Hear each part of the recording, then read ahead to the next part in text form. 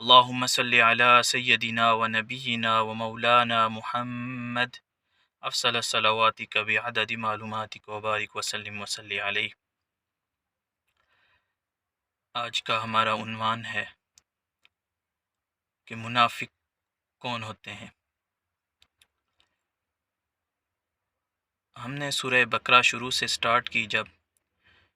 تو کتاب کا ذکر کرنے کے بعد اللہ پاک نے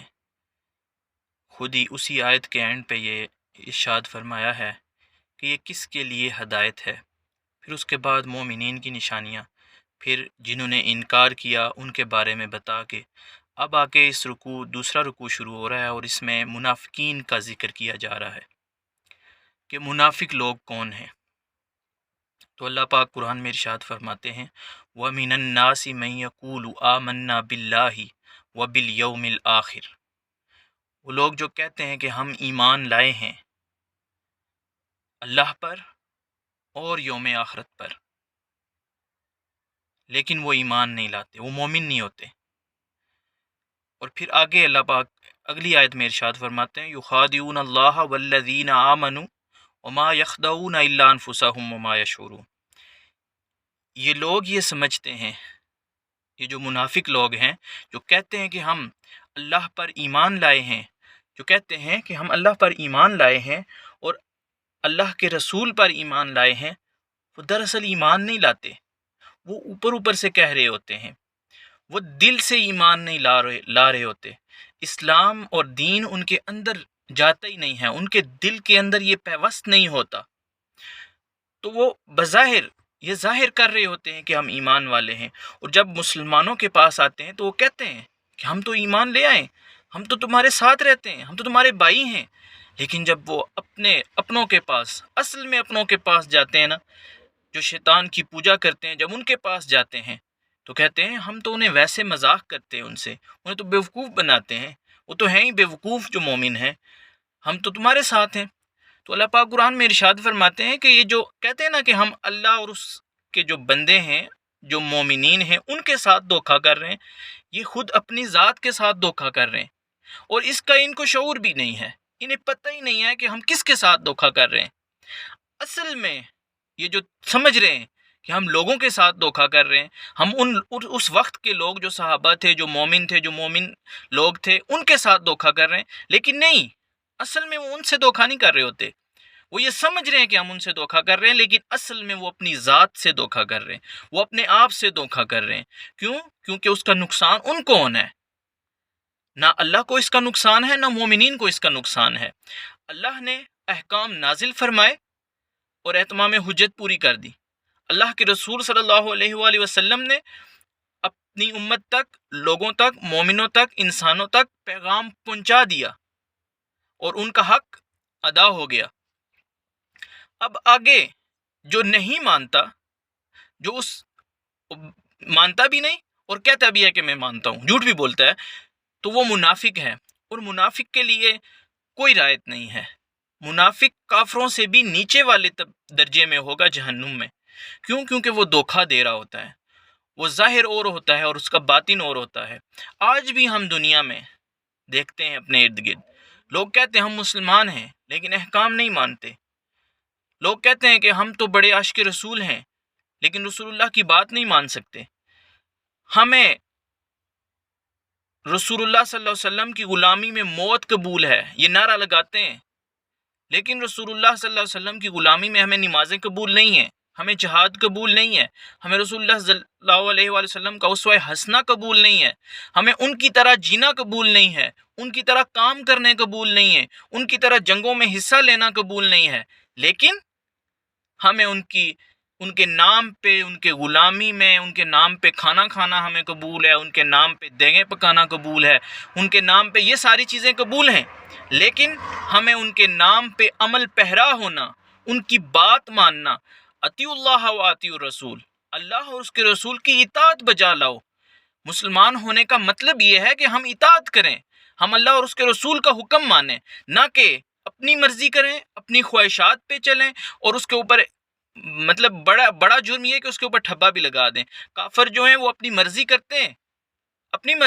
ہیں، وہ لیکن اس پہ یہ نہیں کہتے کہ ہم مسلمان ہیں، اس کے اوپر اللہ اور اس کے رسول کا مہر نہیں لگاتے.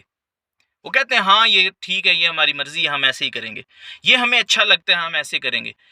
لیکن جو مسلمان بظاہر مسلمان ہوتے ہیں وہ بھی ویسے ہی کرتے ہیں جیسے غیر مسلم کرتے ہیں، ویسے ہی رہنا چاہتے ہیں، ویسے ہی کھانا پینا چاہتے ہیں، ویسے ہی زندگی گزارنا چاہتے ہیں. اللہ اور اس کے رسول کی مرضی کی زندگی نہیں گزارتے،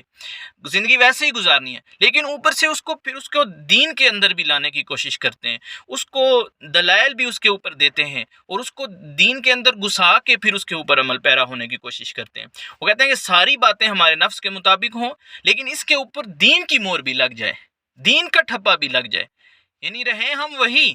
کام بھی وہی کریں اپنی مرضی کے، لیکن اس کے اوپر دین کا ٹھپا بھی لگا ہو، دین کی مہر بھی لگی ہو، یعنی کہ اللہ اور اس کے رسول بھی راضی ہو جائیں اور ہماری دنیا بھی چلتی رہے.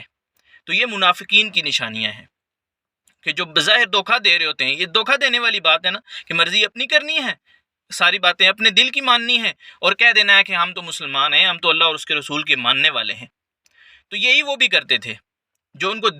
دل کے اندر جو چیزیں تھیں وہ اور ہی تھیں، جو دل میں چھپا ہوا تھا نفاق وہ چھپا ہی رہتا تھا، اور وہ بظاہر ایسے ہی چل رہے تھے، لیکن اوپر سے کہتے کہ ہم تو مسلمان ہو گئے، ہم تمہارے بھائی ہیں، ہم تمہارے ساتھ رہتے ہیں. یہ تو منافقین کا اور مومنین کا فرق تو اس وقت پتہ چلا جب جہاد فرض ہوا. تو جب اللہ کے رسول صلی اللہ علیہ وسلم جہاد کے لیے نکلے تو اس وقت وہ سائڈ پہ ہونا شروع ہو گئے، کیونکہ مرنا تو نہیں تھا نا. اصل میں تو مسئلہ یہی تھا نا کہ وہ تو دل سے قبول ہی نہیں کیا. جب دل سے قبول نہیں کیا کسی چیز کو تو اس کے لیے بندہ جان نہیں دے سکتا. جان تو اسی چیز کے لیے دے سکتا ہے نا کہ جس کو دل سے قبول کیا ہو. جس چیز کو آپ نے دل سے قبول ہی نہیں کیا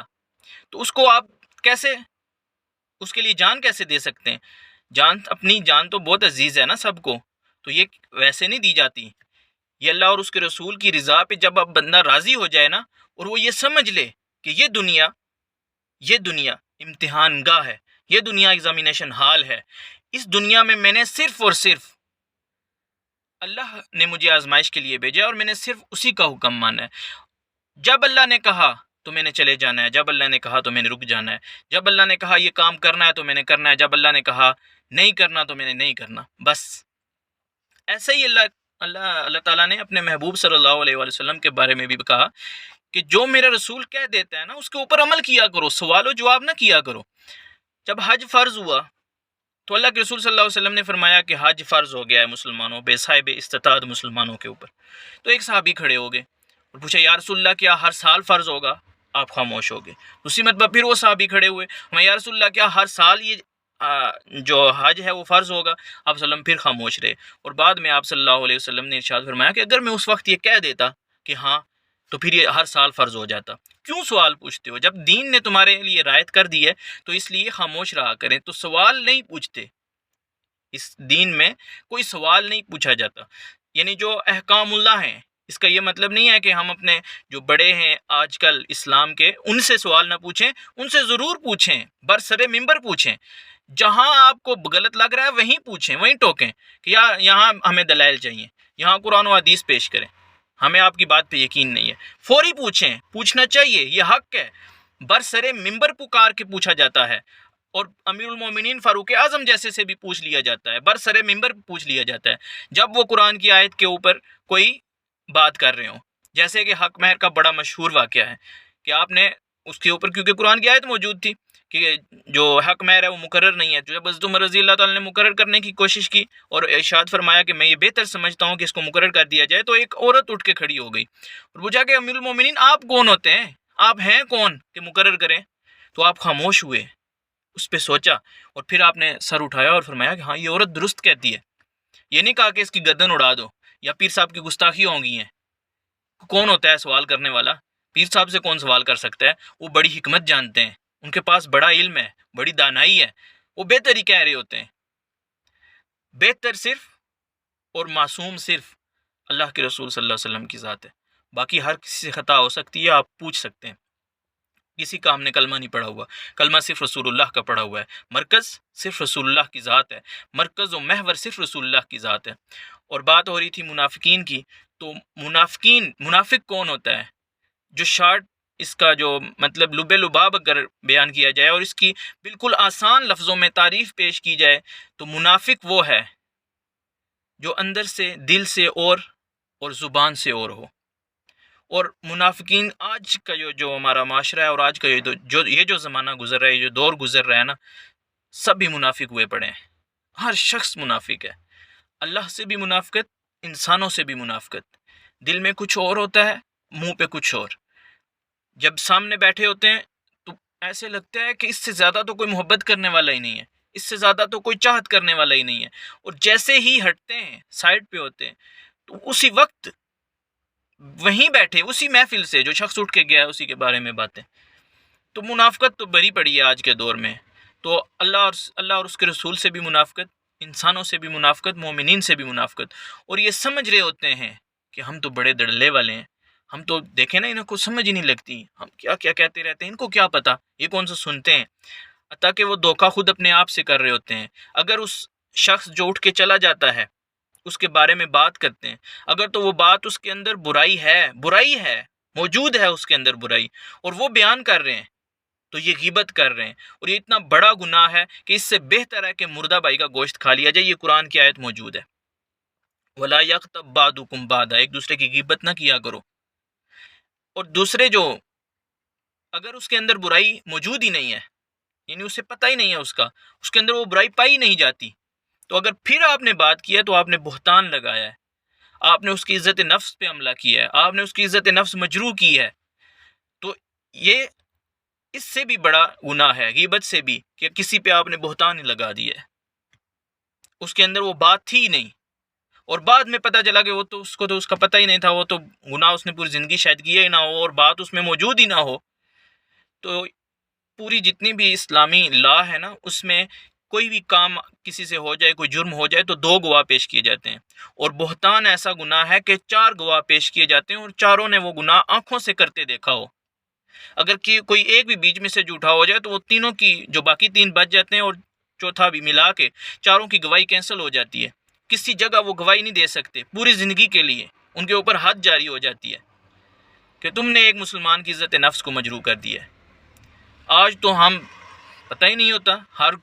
ہر شخص دوسرے کے بارے میں بات کر رہا ہے، اور منہ پہ اف، اللہ اکبر، اتنی تعریفیں ہیں جیسے تو اس سے کوئی اچھا اور مخلص بندہ ہی نہیں ہے، اور اس نے ادھر چہرہ گمایا اور ادھر پیچھے سے گالیاں۔ اللہ پاک ہم سب کو اسی معاشرے میں رہ کر اللہ پاک ہم سب کو اپنے احکام پہ عمل کرنے کی توفیق عطا فرمائے۔ اللہ پاک ہمیں منافقین کی صف سے نکالے اور مومنین کی صف میں داخل کرے۔ اللہ پاک ہمیں خالصتاً دین کے اوپر عمل پیرا ہونے کی توفیق عطا فرمائے۔ وآخر دعوانا ان الحمد للہ رب العالمین۔